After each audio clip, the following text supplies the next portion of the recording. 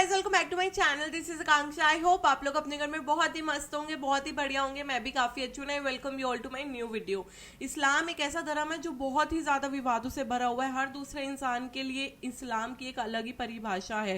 तो इसी के चलते हुए बहुत सारी कंफ्यूजन क्रिएट होती है। लोग ऐसा भी बोलते हैं जो इस्लाम धर्म को मानते हैं कि इस्लाम कहता है कि जो भी इंसान कुरान नहीं पढ़ेगा, जो अल्लाह को नहीं मानेगा, वो जहन्नुम में जाएगा। जो मेरे हिसाब से तो बिल्कुल ही जाहिलों वाली बात है। तो इसी के चलते हुए मैं आज आपके सामने एक डिबेट वीडियो लेके आई हूँ, जहाँ पे दो पार्टीज बैठेंगे और जिसमें से एक होगा एक्स मुस्लिम और एक होगा जो बहुत ही डेडिकेटेडली इस्लाम धर्म को फॉलो कर रहा है। तो देखते हैं कौन किस बात को कितना काउंटर कर पाते हैं और किसके पास कितने रेफरेंसेस होते हैं और हमारी क्या अंडरस्टैंडिंग बनती है at the end of the video, वो आज हम अपनी वीडियो में देखेंगे। तो चलिए अपनी वीडियो शुरू करते हैं, लेकिन उससे पहले अगर आपको वीडियो पसंद है तो वीडियो को लाइक कर दीजिएगा और चैनल को सब्सक्राइब कीजिएगा। Let's start. अशरफ जिलानी साहब, मुझे बताइए, क्या कुरान या हदीस में कहीं ऐसा लिखा है कि अगर आप इस्लाम को नहीं मानते हैं तो आपके लिए जहन्नुम की जगह मुकर्रर हुई है? देखिए मैडम,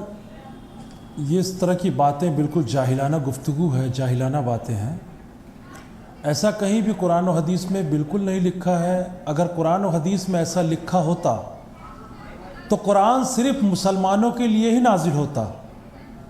हालांकि कुरान इंसान की हिदायत के लिए नाजिल हुआ है, इंसानी हिदायत के लिए नाजिल हुआ, और उस कुरान में साफ साफ मज़हब की भी आज़ादी है। जिस मज़हब में ला इकराह फिद्दीन जैसा जुमला हो कि दीन में कोई ज़बरदस्ती नहीं है, लकुम दीनकुम वलिया दीन जैसी आयत हो, वहाँ पर इस तरह की बातें करना ये सरासर जहालत पर मबनी है।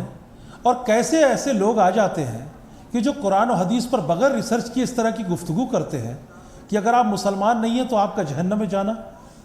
भाई, हिदायत देना अल्लाह के इख्तियार में है। ये बात ठीक है कि मोमिन ही जन्नत में जाएगा, लेकिन इसका मतलब ये नहीं है कि आप जल्दी से इस्लाम कबूल कर लीजिए। दावत देने का हुक्म है। इस्लाम में जबरदस्ती का कोई भी कहा नहीं। कि ये ठीक है कि लिखा हुआ है दीन में कोई दीन में जबरदस्ती, धर्म परिवर्तन जबरदस्ती मत कराओ, ये ठीक है, ये लिखा है। लेकिन आपने कहा कि ये भी ठीक है कि मोमिन ही जन्नत में जाएगा, यानी जन्नत सिर्फ और सिर्फ मुसलमान को ही नसीब होगी, ऐसा लिखा है। बेशक, तो बाकी सबको क्या? माफ कीजिएगा, माफ कीजिएगा, मैं मुसलमान नहीं हूं, तशरीह तो पूछ लीजिए, पहले तारीफ तो पूछ लेती है आपकी। मोमिन हो बोलते कि मोमिन का मतलब होता है ईमान वाला, जो सच्चा हो, अल्लाह को अपना ईश्वर मानता हो, अल्लाह ताला को अपना ईश्वर मानता हो और सच्चाई पर आमादा होकर दुनिया में जिंदगी गुजारे, वो ईमान है, वो मोमिन है। अगर मैं अल्लाह ताला की बजाय श्री राम या वाहिगुरु या महावीर जी को मानती हूँ तो क्या मैं एक मिनट सुनिए ना, अगर मैं अल्लाह की बजाय, ठीक है, मैं अल्लाह का सम्मान करती हूँ, लेकिन उनकी बजाय मेरी आस्था जो है वो भगवान राम कृष्ण या किसी में भी, या गुरु गोविंद में हो सकती है, किसी में भी हो सकती है, ईसा मसीह में हो सकती है, तो फिर क्या मैं जन्नत में जाने लायक नहीं रह जाऊंगी? क्योंकि मैं अल्लाह का सम्मान करती हूँ पर उन्हें मानती नहीं हूँ, मेरे इष्ट वो नहीं है। मैडम, मैं सबसे पहले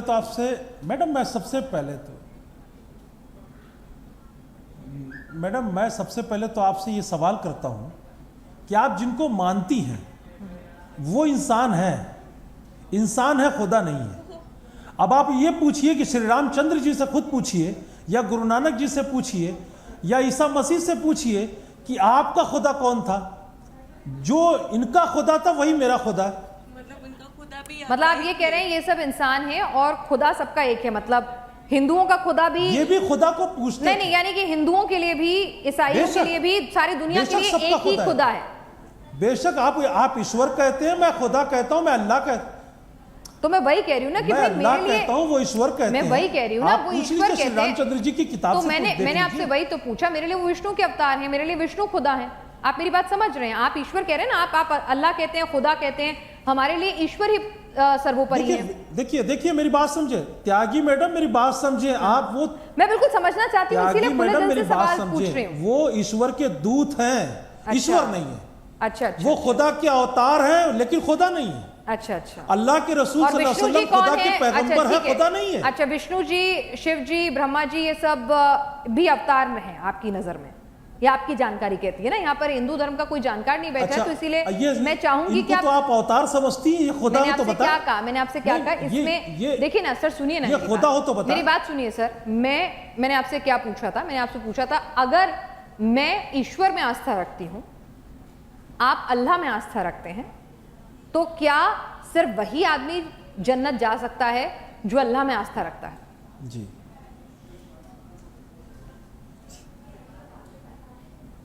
बेशक जो अल्लाह और ईश्वर दोनों पे, मतलब दोनों के अलग अलग, ये अलग अलग नाम है। आप ईश्वर कहती है, मैं अल्लाह कहता हूं। जो इस पर ईमान रखता है वो जन्नत पे जाएगा। मन हिंदुओं को जन्नत नसीब हो सकती है। फदखल अल मैंने जन्नह। क्या पूछा? हिंदुओं को जन्नत नसीब हो सकती है? अब ये तो अच्छा, एक बात बताइए त्यागी मैडम एक बात बताइए। अल्लाह रब्बुल इज्जत कुरान मुकद्दस में इरशाद फरमाता है कि हमने इंसान को नर और मादा से पैदा किया, तुम्हें एक जान से पैदा किया, और हमने तुम्हें कबीलों में और समाजों में, कबीलों में और बिरादरी में बांट दिया दोनों, ताकि तुम दोनों एक दूसरे को पहचान सको। यहां पर खुदा, ईश्वर, राम, विष्णु, गुरु नानक, जीसस, मतलब ये इम्तियाज कैसे कर लेते हैं? मैंने आपसे पूछा ना, आपने खुदा का अवतार माना। आपने कहा सिर्फ मोमिन, आपने खुदा का अवतार माना। आपने कहा कि हो सकता है मैंने, देखिए सर, मैं प्लीज आपसे एक रिक्वेस्ट करूंगी कि अभी यहाँ पर कोई भी हिंदू या सिख या जैन धर्मगुरु मौजूद नहीं है। मेरी धर्म को लेकर जानकारी लिमिटेड है। यहाँ पर अगर वो लोग भी बैठे होते तो जरूर, वो एक्सपर्ट होते तो मैं जरूर आपको उनके धर्मों के बारे में जिक्र करने की इजाजत देती, क्योंकि फिर ये अलग बात होती। मैं इस्लाम के लिहाज से पूछ रही हूँ कि इस्लाम की नजर में, नहीं सर, मेरे शो का नाम क्या कहता है इस्लाम है, क्या कहता है धर्म नहीं है, तो इसीलिए क्या कहता है मजहब होता तो जरूर मैं बैठाती, है ना। आप मेरी बार पहली बार आए तो इसीलिए आपको शायद मेरे शो का फॉर्मेट नहीं पता है। अब आप सुनिए, आपने खुद कहा सिर्फ मोमिन ही जन्नत में जाएगा। मोमिन जो अल्लाह को मानता है, आपने खुद ये परिभाषा मुझे बताई, मैंने नहीं कहा, ठीक है, यहां तक तो मैं सही हूं। तो मैंने आपसे पूछा क्या हिंदू को जन्नत नसीब हो सकती है? जी जी मैडम, हिंदू को जन्नत नसीब हो सकती है। मन क़ाल ला इलाहा इल्लल्लाह फदखल अल जन्नह। साफ साफ हदीस शरीफ में मौजूद है, जिसने ला इलाहा इल्लल्लाह पढ़ा उसे जन्नत की बशारत दे दो। मतलब पहले उससे पहले पढ़ना पड़ेगा तभी जन्नत नसीब होगी। अगर वो सिख भी पढ़ता है क्यों नहीं जाएगा? अच्छा, यानी कि पहले मुझे पढ़ना होगा तभी जन्नत नसीब होगी? नहीं, माफ कीजिए, ओहो माफ कीजिए, मैं समझ नहीं पा रही हूँ। मैं जन्नत में जाने का ये सूत्र है। अच्छा, जन्नत को जाने का एक ही सूत्र है। मैडम आप फिर बात को घुमा रही हैं। नहीं, मैं क्यों घुमाऊंगी सर, मैं तो समझना चाह रही हूँ कि भाई जन्नत कैसे नसीब होगी। मतलब जब तक ये नहीं पढ़ूंगी तब तक जन्नत नहीं नसीब होगी। भाई जन्नत खुदा की, जन्नत किसी के, मैडम जन्नत किसी के बाप की बपौती नहीं है, अल्लाह की मिल्कियत है वो।